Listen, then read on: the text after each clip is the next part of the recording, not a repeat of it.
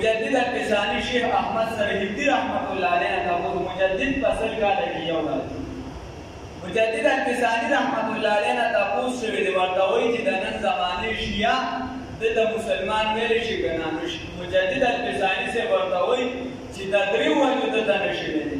یو ورته د دې وجه نشوي دي د په مکتوبات سره دي یو ورته د دې وجه نشوي دي چې دې قرآن ته اصل قرآن نه وایي دې قرآن ته اصل قرآن نه وایي دویم نمبر چې دي دویم نمبر چې دي دا اصحاب د انصار او مهاجرینو ته مسلمانان نه وي اکثریت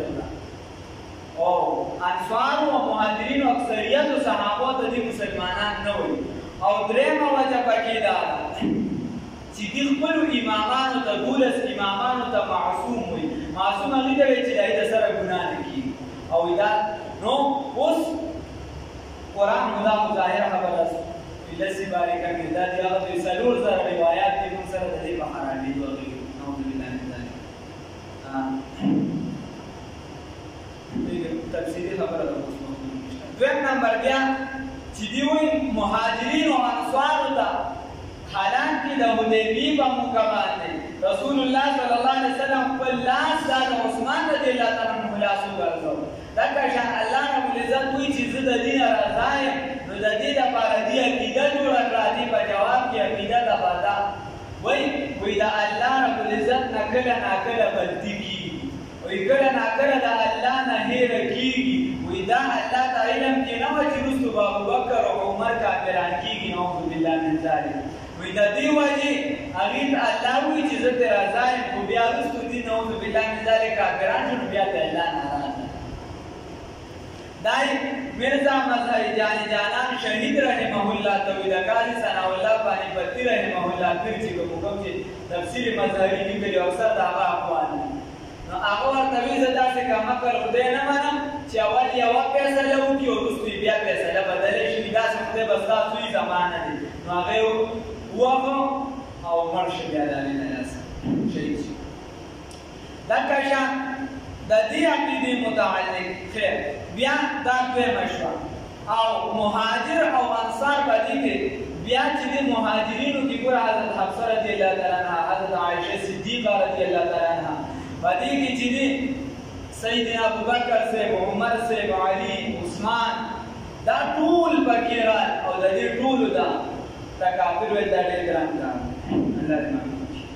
نو دا کفر دی مجدد القسانی سے ورته وي او بیا چې کله امام شاه ولی الله رحمه الله ازاله الخفاء وغیره ولیکل نو نجف چې دی هغه د کوتو سرونه ووایي دا زمون خلاف کتاب لیکل دا د ابوبکر صاحب او عمر صاحب بری ثابت کړ نو د هغې نه چې دی کوتې ووایي د کوتو سرونه شاه عبدالعزیز محدث دهلوي رحمت الله علیه د دې نه چې دی ارسې دی واغشتل او بیزار یې کې واسوي دغه شان چې د امریکا د جلاوطن بیزار الله یې او بیا نور رسو بلا سخت او مخکې لیکلي دي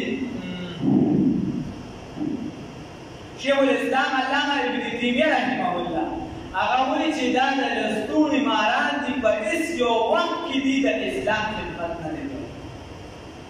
او مجدد القسانی صاحب او شیخ ابو علي حسن ندوي رحمه الله ابو الحسن علي ندوي رحمه الله هغه وایي چې په هېڅ یو دور کې د اسلام خدمت خو دې نه دی کړی وایي ورته دا جمله ویلې ده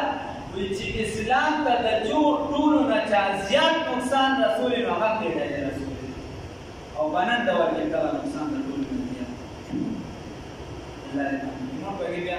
بلا کې دې اوس نه مې راوځي د مجدد صاحب نه پس بلا کې اوس راوځي هغه نن سبا څو ویلي بار سبا به دوه ته مې لري نو په وګړه اوس کوی د علی صاحب خالق چې دی هغه دا خالق چې دی هغه ملي صاحب نعوذ بالله من ذلک اوس کو باندې وایي چې لکه دا موږ نشو ویلې چې په یو قام باندې دا خبره ده یو قام کله د یو اسلامي شبه حرمتي په مثال په تور دا پښتون متعلق دا مشهوره شو چې د قرآن په حرمتي او په اجتماعي تور نو بیا چې هغه په حقیقت کې وي داسې چې اکثریت وګړي نو بیا به انفرادي کسان به راپاسي یا به اجتماعي تور راپاسي توبه به وباسي که اجتماعي نه راپاسي نو وایي چې د چا عقیده نه یا به د خپل عقیدې برات اظهار کوي چې زما دا عقیده نه دا به یې دا نو خو زما دا نه چې چا دا وایي چې دا زما عقیده نه ده هغه ترې راووتو چې څوک د دغه اظهار نه بیا پکې راګیر